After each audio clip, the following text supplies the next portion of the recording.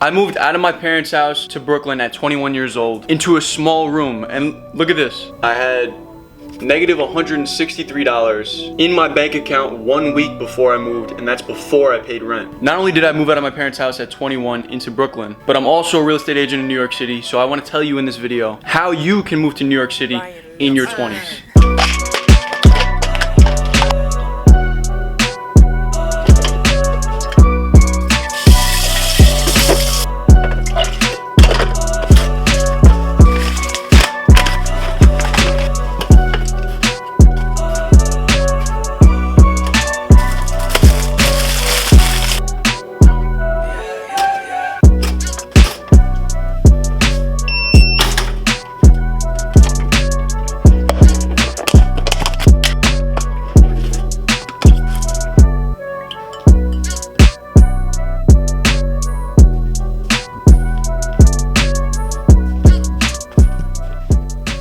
Now, there's a lot of different ways that you could do this. You could sublease, you can get a regular lease, you can have a full apartment, or you could just have a room, and you have 5 different boroughs to choose from. Now, each different method is gonna have different requirements.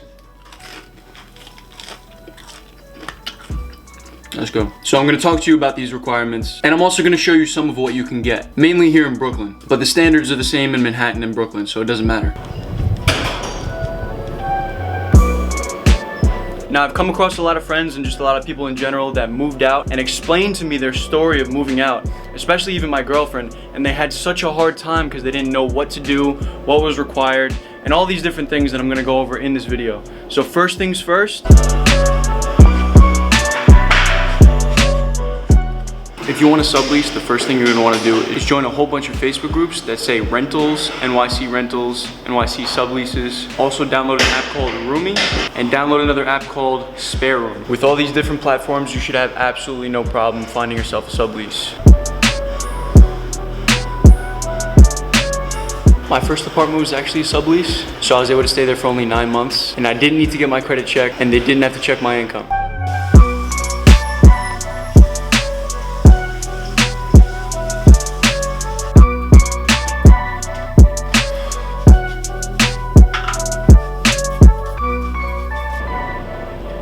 So my situation was a little bit of a unique one, but I had negative $160 in my bank account. I was doing sales, and luckily I was able to close 3 big sales just before moving out, so I was able to pay rent and do all that. But this is just to emphasize the fact that I had a negative balance in my account, so they definitely weren't checking my bank statements. Otherwise, I definitely wouldn't have got the apartment. So you don't necessarily need to make a lot of money, especially with a sublease.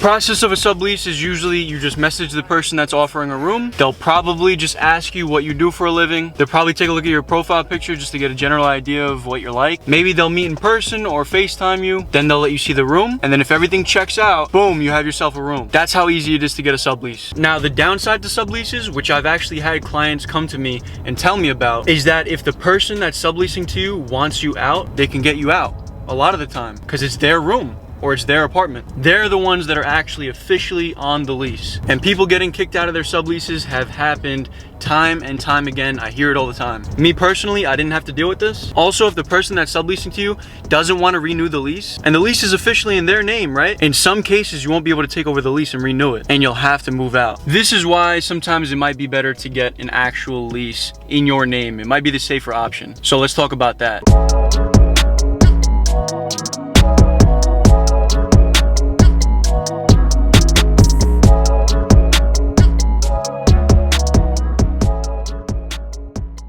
I'm gonna walk into a brand new apartment building that we have. We have the whole building, and there's multiple rooms available. So I'll show you a couple rooms, and I'll tell you about the prices and exactly how you can get a room like this.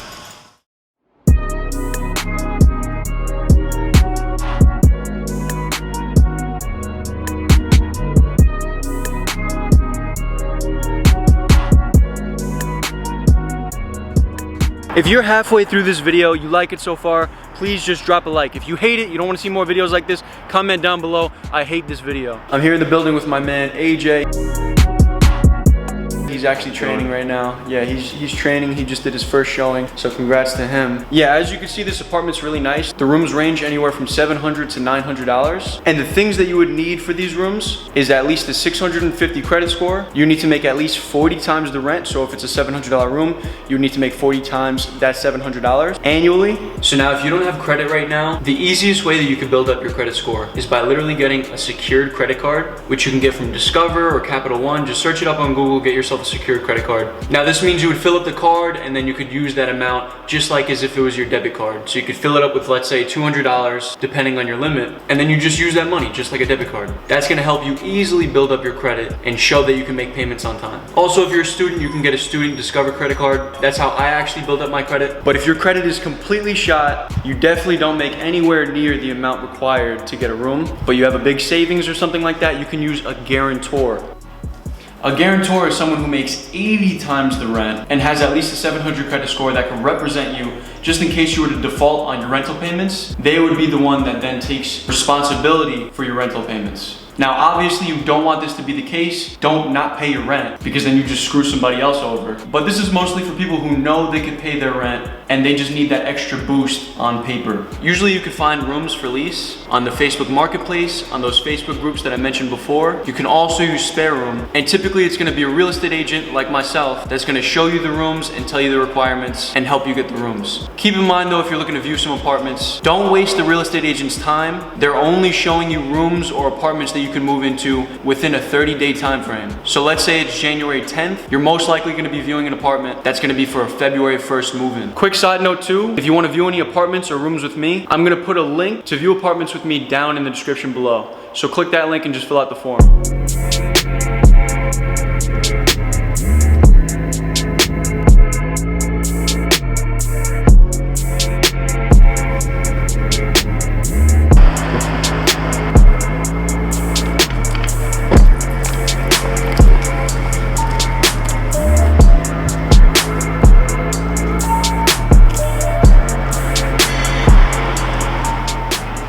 Look at this. This is awesome. I really don't know how these artists do this on brick walls. Like, how long does this take? Anyway, we're right around the corner from the next place that I'm gonna show you guys. And in this apartment, I'll give you all of the things that the landlord's gonna look at if you're applying for an apartment with an actual 12-month, 24-month, however long lease.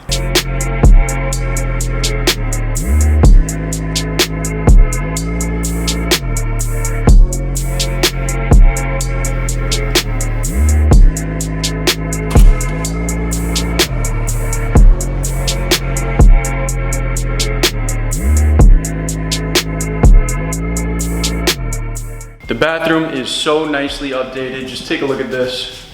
Look around. This gimbal is crazy the way that this works. Anywhere I move, it moves. Look at this. Wow, that's awesome.